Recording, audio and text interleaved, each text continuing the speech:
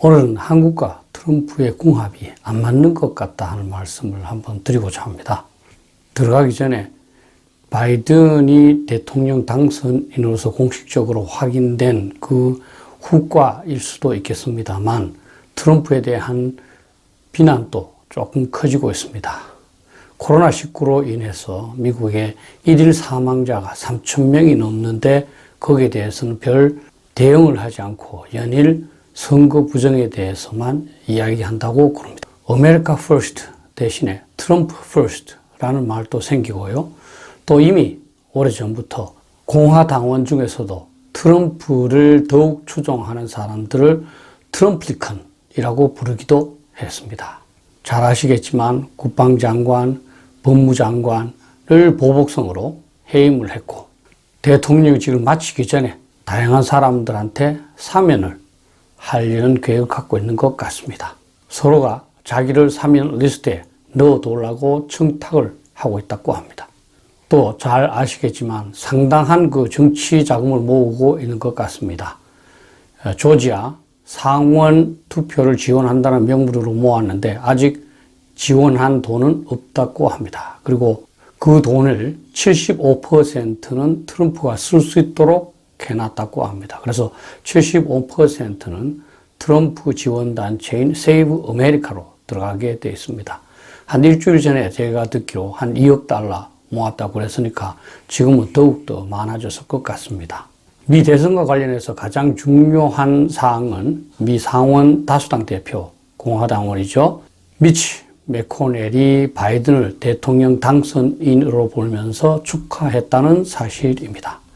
12월 15일입니다. 그러면서 공화당 상원 의원들한테 1월 6일 날 이의제기에 동참하지 말라고 지시했다고 합니다. 이의제기를 하려면 상하원 한 명이 각각 있어야 되거든요. 최소한.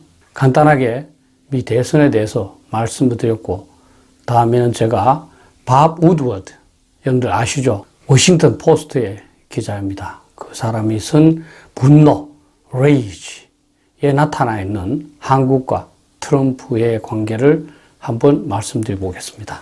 밥 우드워드 기자는 1943년생이고요.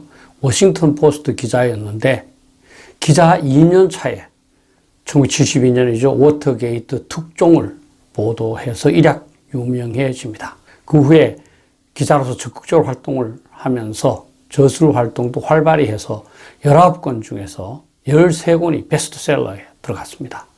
트럼프 대통령과는 17회에 걸쳐서 1대1 면담을 했고 그 내용을 중심으로 이 레이지, 분노라는 책을 얼마 전에 출간했습니다. 밥 우드워드는 김정은과 트럼프 대통령 간에 오고 간 27편의 편지 중에서 25편을 입수를 해서 분석을 했고 그 내용을 책에다 일부 적어놓고 있습니다. 이게 밥 우드워드 기자가 쓴 책입니다. 제가 교보문고에서 샀습니다. 한 2만 얼마 정도 되더라고요. 좀 두껍죠. 사실 제가 다 읽어본 건 아니고요. 남북한 또 한국 문제만 쓴 게 아니고 트럼프 대통령과 다양한 이야기를 나누기 때문에 남북한과 관련된 부분은 길지 않았습니다. 그 부분만 제가 읽어서 여러분들한테 정리해서 한번 설명을 해드리겠습니다. 우선 그 밥 우드워드 기자가 이 책에서 이제 트럼프와 김정은 관계를 설명을 하고 있습니다.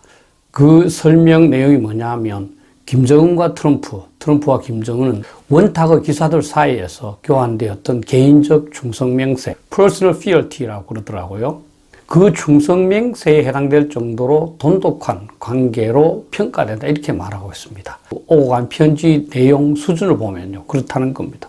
트럼프 대통령 우드워드 기자한테 그렇게 얘기합니다. 김정은을 쭉 보는 순간 호감을 갖게 됐다는 겁니다. 그래 바로 이 우리 남자가 어떤 여자를 봤을 때 바로 호감을 느끼는 그런 정도였다는 겁니다. 신문에도 났습니다만 김정은은 자신이 장성택 삼촌을 어떻게 총살해서 목을 자르고 그 시체를 계단에 두어서 북한 고위 인사들이 지나가면서 보지 않을 수 없도록 했다. 그것을 그 트럼프 대통령한테 세밀하게 묘사하기도 했다고 합니다. 근데 싱가포르 회담 전후에서는 굉장히 활발했지요. 그런데 싱가포르 회담에서 트럼프 대통령이 성과를 못 거둠에 따라서 조금은 아마 회의를 하게 된 것 같습니다. 김정은도 사실 싱가포르 회담에서 양보한 것이 없으니까 별로 할 말이 없었겠죠. 그래서 조금씩 드물어집니다, 편지가. 김정은이 트럼프에게 보낸 편지를 분석해 놓고 있는데요. 저한테는 김정은이 친서를 통해서 트럼프를 낚은 것 같습니다. Your Excellency. 그러니까 뭐 왕이나 귀족한테 쓰는 그 용어를 수시로 사용을 하고 있고요. 편지를 워낙 잘 썼기 때문에 우드워즈가 CIA에 있는 지인을 통해서 확인을 해봅니다. 그런데 CIA에서는 모른다고 답했다고 그럽니다. 그런데 상당히 진짜 추가적으로 누가 썼는지 연구할 필요가 있을 정도로 걸작이라는 것은 인정했다고 합니다. 트럼프의 과대망상, 자신이 세계 중심이다 하는 그런 인식에 호소하면서 이 아부를 적절하게 배합을 하면서 자신의 주장을 펼치고 있다는 겁니다. 이러한 친서 또는 뭐 트럼프의 여러 가지 감정으로 인해서 트럼프 대통령은 김정은에 대해서 매우 호의적으로 되었고 김정은의 모든 것을 이해한다는 태도를 우드워즈 기자한테 표명을 합니다. 김정은이 핵무기를 포기하지 않는 것, 이것에 대해서는 트럼프 대통령이 직접 아끼는 자기 집을 팔지 못하는 사람에게 비유하기도 했습니다. 그리고 뭐 아까 말씀드렸습니다만 장성택에 대한 잔인한 처형도 이해한다는 투였습니다. CIA에서는 처음에 김정은은 cunning, crafty, and absurd라고 평가를 했습니다. 그런데 우드워즈가 이거를 말하니까 트럼프 대통령이 그게 아니다. cunning, crafty, and smart다. 이렇게 이제 말을 했고 실제로 나중에는 CIA도 트럼프 대통령의 평가에 동의했다고 합니다. 어쨌든 트럼프 대통령은 김정은을 매우 높게 평가한 것 같습니다. 미국 정상회담을 어떻게 결정하게 되었느냐에 대해서도 설명되어 있습니다. 정의용 안보실장이 김정은 비핵화 용의를 보고하자마자 현장에서 바로 트럼프 대통령이 독단적으로 결정했다고 합니다. 그 당시에 틸러슨 국무장관은 아프리카 순방 중이었고요. 사실은 순방 도중에 파면 통보를 받습니다. 다만 발표는 순방 끝나고 나서 돌아오는 날 하게 됩니다.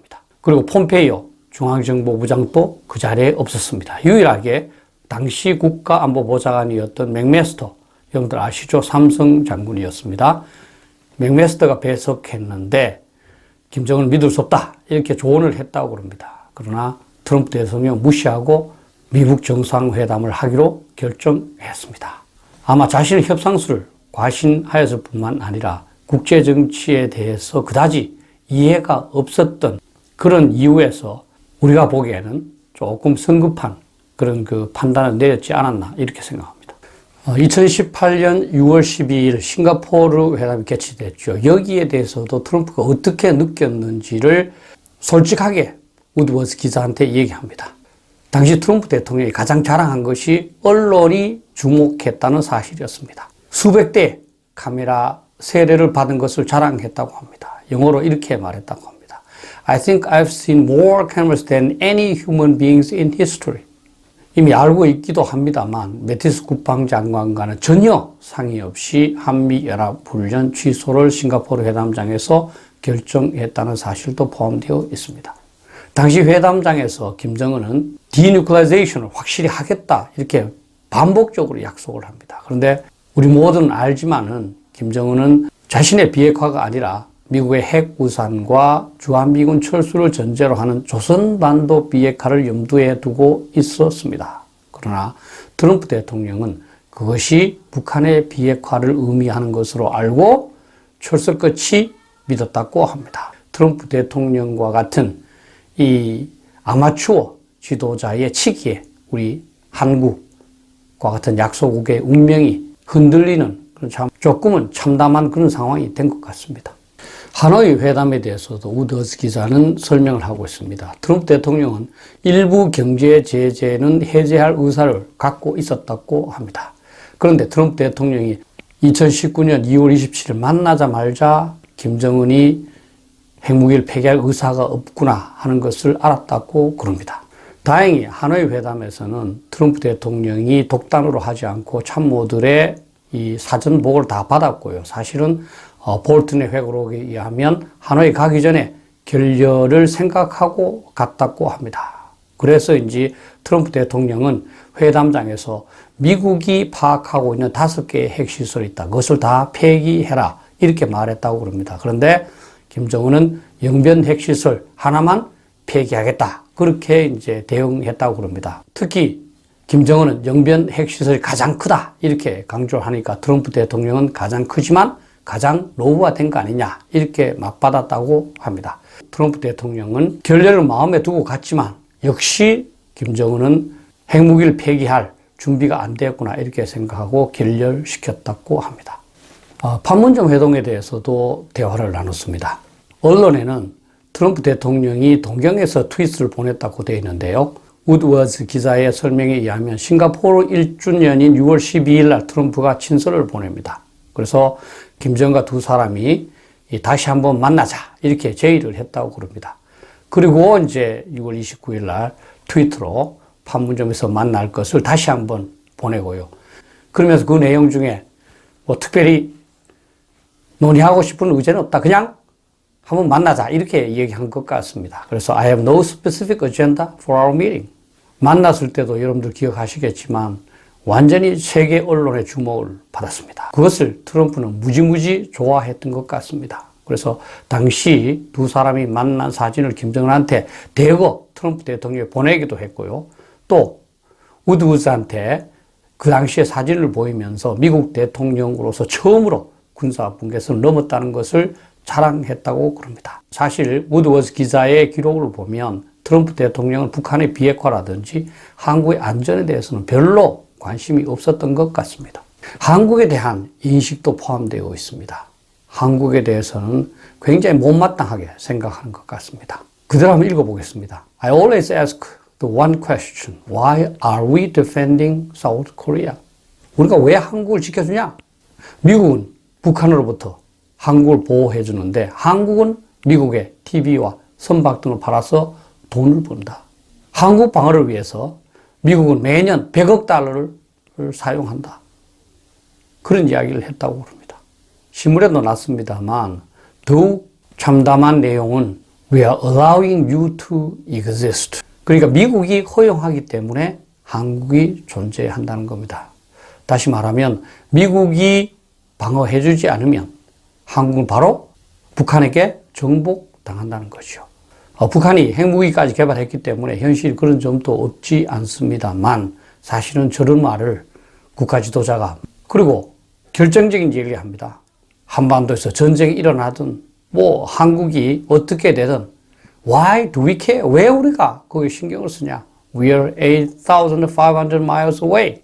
우리는 수천 마일 떨어져 있는데 우리하고 상관없다. 이런 얘기를 합니다. 역대 미국의 대통령들과는 굉장히 다른 그런 말들이죠. 제가 우드워즈 기자의 그런 기록을 읽으면서 느낀 것은 어떤 여자에게 사랑에 빠진 것처럼 트럼프는 김정은을 편애하게 된 것 같습니다. 그럼에도 불구하고 싱가포르 회담 이후에 트럼프 대통령도 조금씩 현실을 깨닫기 시작한 것 같습니다. 이것을 보면 싱가포르 회담에서 김정은이 조금 더 양보를 하면서 잘 구슬렀다면 미국으로부터 상당히 많고 큰 것을 얻었을 수도 있었겠구나. 제가 그렇게 생각하고 참 가슴이 서늘했습니다. 우리한테 다행인 거죠, 사실은. 그리고 무엇보다도 한국에 대한 불만이 많은 것 같습니다. 이것은 정말 현 정부의 외교력 부재라고 볼 수 있습니다.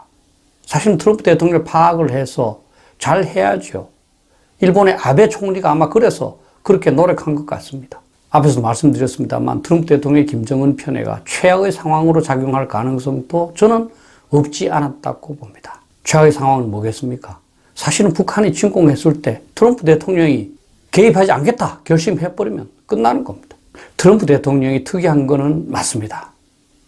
동시에 트럼프 대통령 이외에도 트럼프 대통령처럼 생각하는 미국 사람들이 많이 있을 수 있다는 생각을 하게 됐습니다. 이런 게 약속의 운명인 것 같습니다. 강대국 지도자가 개인적인 감정 또는 잘못된 판단으로 이렇게 저렇게 할 때 약속은 그 국가의 운명이 좌우된다는 겁니다. 개구장이 소년이 연못에 돌을 던지는데 우리가 그 연못에 있는 개구리인 것 같아서 가슴이 아픕니다. 다행히 이번에는 돌에 맞지 않은 것 같습니다만 다음에는 또 어떤 돌이 날아올지 감사합니다.